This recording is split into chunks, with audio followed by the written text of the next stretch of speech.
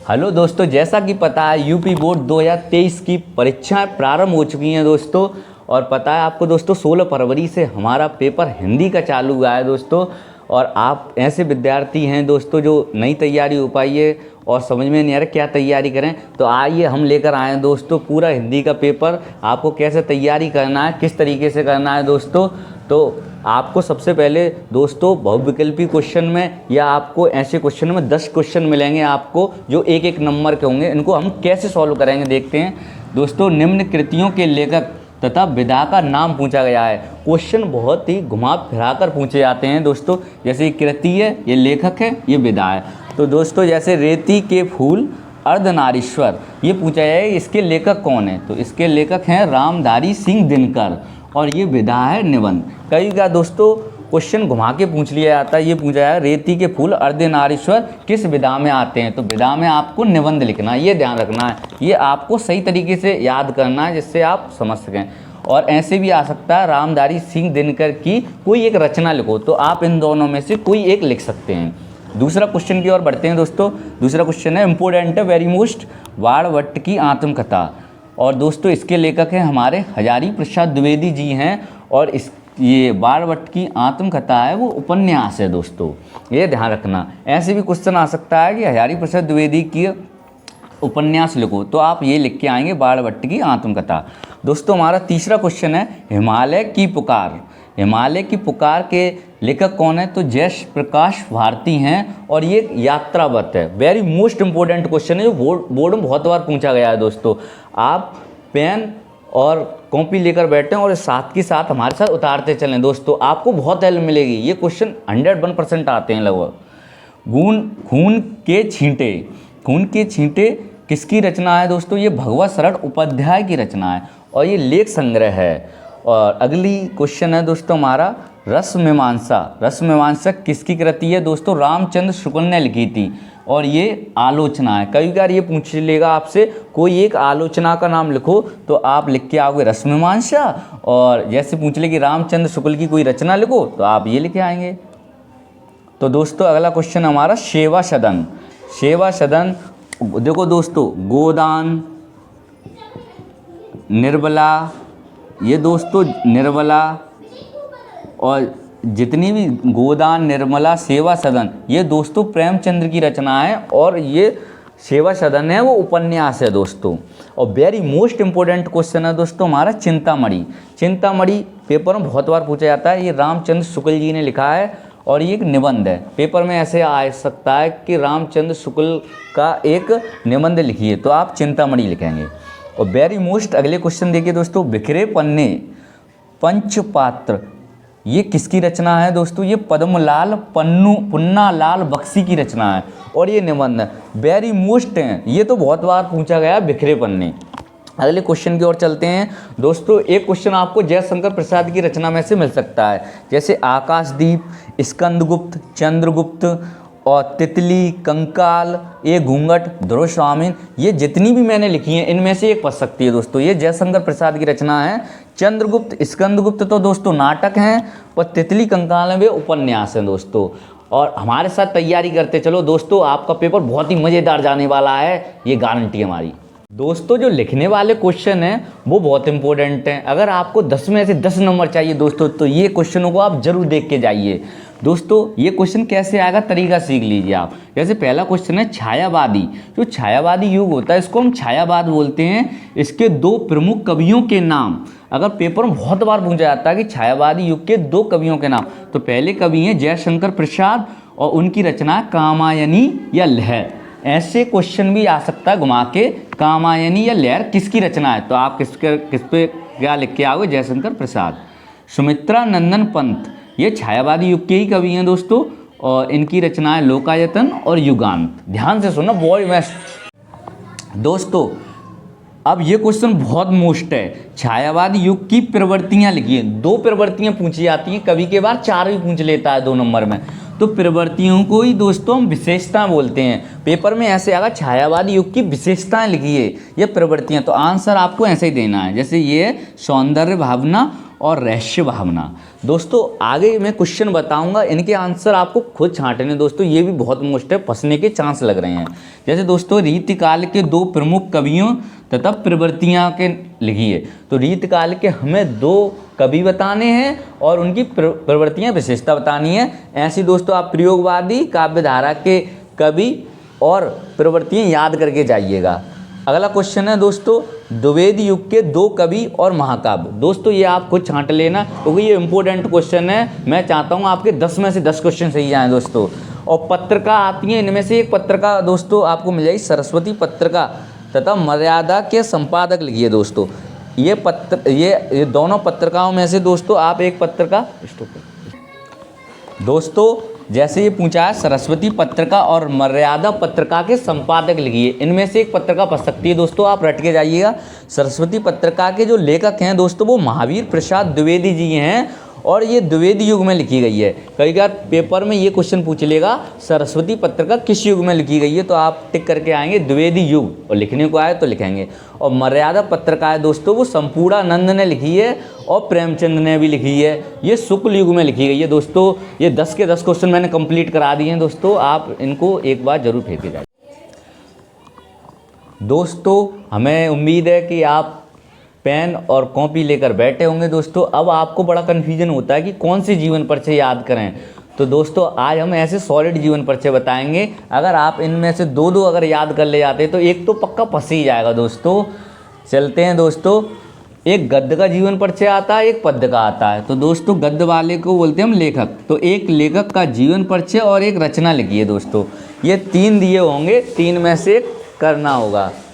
जयशंकर प्रसाद, दूसरा जीवन परिचय हमारा रामचंद्र शुक्ल और भगवत शरण उपाध्याय। ये तीनों जीवन परिचय में से आप दोस्तों तीनों याद कर लें या दो, एक तो पक्का पेपर में फंसे आएगा दोस्तों। अब ये पद्य का जीवन परिचय है, तो पद्य वाले में कवि लिखा आता है, एक कवि का जीवन परिचय और एक लेखक का नाम लिखिए दोस्तों। तो पद्य वाले में ये तीनों इम्पोर्टेंट हैं, एक फंसेगा 101%। एक तुलसीदास, सुमित्रानंदन पंत और सूरदास। दोस्तों ये तीनों जीवन परिचय में आपको एक जीवन परिचय मिल जाएगा। ये 3-3 नंबर के आते हैं, 3 नंबर गद्य का आता है, 3 नंबर पद्य का आता है दोस्तों। ऐसे मैंने आपको 16 नंबर की तैयारी करा दी, 10 नंबर के पहले और 6 नंबर की है। तो आपको पता है हिंदी के पेपर में सबसे ज़्यादा बच्चों को कठिन चीज़ लगती है, वो है व्याख्या। दोस्तों समझ में नहीं आती दोस्तों व्याख्या कैसे बनाई जाए और कौन सी व्याख्या फंस सकती है। तो दोस्तों आइए हम इसका तोड़ लेकर आए हैं दोस्तों। आपको गद्य और पद्य में पेपर में 2-2 व्याख्या दी जाएंगी, कोई एक को करना पड़ता है और व्याख्या आपको 6 नंबर की आती है दोस्तों। अब हम आपको कुछ ऐसे पार्ट बताएंगे जिनको आप सही से रिवाइज करके जाएंगे तो ये व्याख्या फंसेंगी।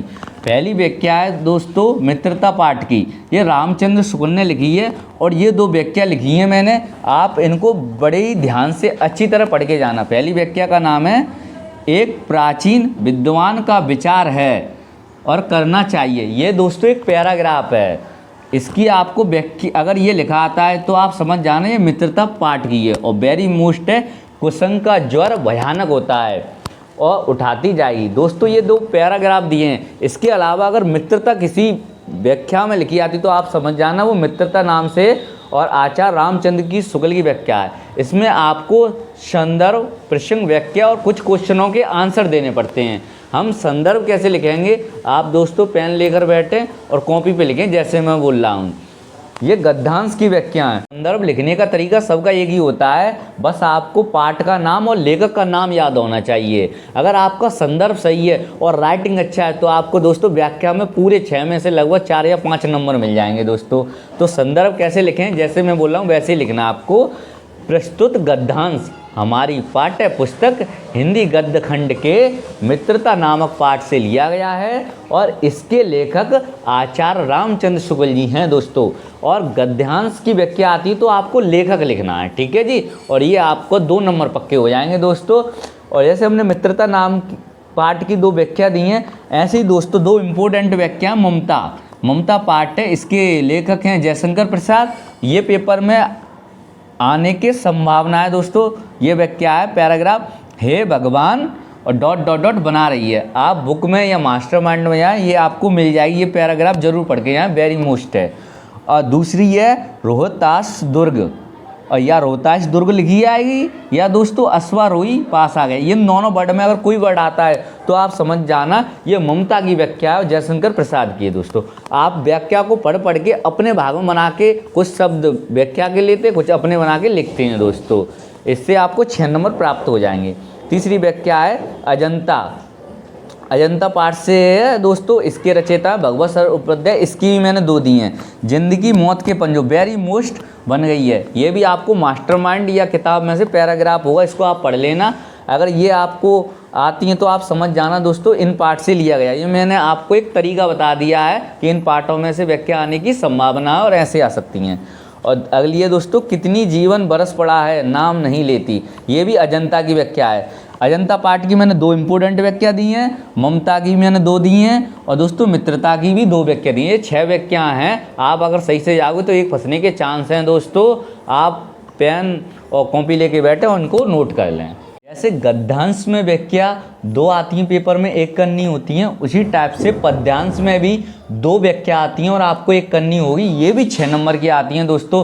वेरी मोस्ट व्याख्या आपके लिए मैंने छांट कर रखी है दोस्तों। अगर आप इनमें से करके जाओगे तो पक्का 1 फंसेगी दोस्तों। पहला पार्ट है से ली गई व्याख्या है स्वदेश प्रेम और ये शोपन महाकाव्य से ली गई है। राम नरेश त्रिपाठी की ये दोस्तों व्याख्या है। दोस्तों मैंने आपकी सहूलियत के लिए ये पाठ का नाम और लेखक का नाम लिख दिया है, इससे आप कॉपी में नोट करते जाओ और याद करने में आपको सुविधा होगी। इनकी व्याख्या सच्चा प्रेम वही होता है ... विकसित। ये व्याख्या इंपॉर्टेंट है, आप देख लेना। ये पैराग्राफ एक बार पढ़ लेना, ये व्याख्या आने का संभावना है दोस्तों। अगर आपको संदर्भ लिखना है इसका तो आप पेन ले लें और मैं बोल रहा हूँ आप ऐसे लिखें। प्रस्तुत पद्यांश हमारी पाठ्य पुस्तक शोपन महाकाव्य के स्वदेश प्रेम नामक पाठ से लिया गया है और इसके रचयिता राम नरेश त्रिपाठी हैं। पद्यांश में हमेशा रचयिता लिखते हैं दोस्तों। और हमने अगली व्याख्या ली है वो सूरसागर से ली है, वो सूरदास की है। ये 2 व्याख्याएँ एक आपको मिल सकती है दोस्तों। जैसे है उदो मोई ब्रज विसरत नाही ... जदुपात जात। दोस्तों ये आप पैराग्राफ देख लेना, ये आप मास्टरमाइंड या किताब में आपको ये मिल जाएगी, इसको आप पढ़ के जाना। अगर ये लिखी आती तो आप समझ जाना है ये सूरसागर से ली गई है और सूरदास की रचना है। और दूसरी है निर्गुण कौन देश का वासी ... मतनासी। दोस्तों ये व्याख्या मैंने इसलिए लिखी हैं, अगर आप इनको देखोगे तो आपको पाठ का नाम लेखक का नाम याद हो जाएगा और आप इनको अगर नहीं आ रही तो थोड़ा बहुत बना के भी लिख सकते हैं। अगर आपका संदर्भ बढ़िया है तो दोस्तों अपनी तरफ से व्याख्या बना के आपको नंबर मिल सकते हैं। तीसरी व्याख्या हमने रसकानी ग्रंथावली सवैये, रसकान इनके लेखक हैं, इनसे ली गई है। जो वेरी मोस्ट है इनकी 2 व्याख्याएँ धूरे भरे अति ... माखन रोटी। अगर ये लिखी आती तो आप समझ जाना रसकान लेखक हैं और रसकानी ग्रंथावली से ये ली गई है। सवैया इसका पाठ का नाम है। मोर पका सिर ऊपर ना धरूंगी, ये दोनों व्याख्या हैं, ये पाठ की वेरी मोस्ट इम्पोर्टेंट हैं। और दोस्तों अगली व्याख्या ली है हमने हिमालय पाठ से, जो माधवी वर्मा की है। टूटी है तेरी कब समाधि मैं बिहान। दोस्तों ये मैंने 1 2 3 4 5 6 व्याख्या दी हैं और 7वां पाठ और लेखक के नाम दिए हैं दोस्तों। तो इससे आपको बड़ी आसानी होगी इनको और आपको पहचानने में होगी। आप इन्हीं व्याख्या को करके जाइए, एक आपको पक्का फंस जाएगा दोस्तों। और आपको दोस्तों मैंने बहुत अच्छे से तैयारी करा रहा हूँ आपके बोर्ड की। अब इस भाग 2 भाग 3 आएंगे, पूरा पेपर मैं ऐसे सॉल्व कराऊंगा आपको, इससे आपको बहुत आसानी होगी दोस्तों। आप बताइए कैसा लगा हमारे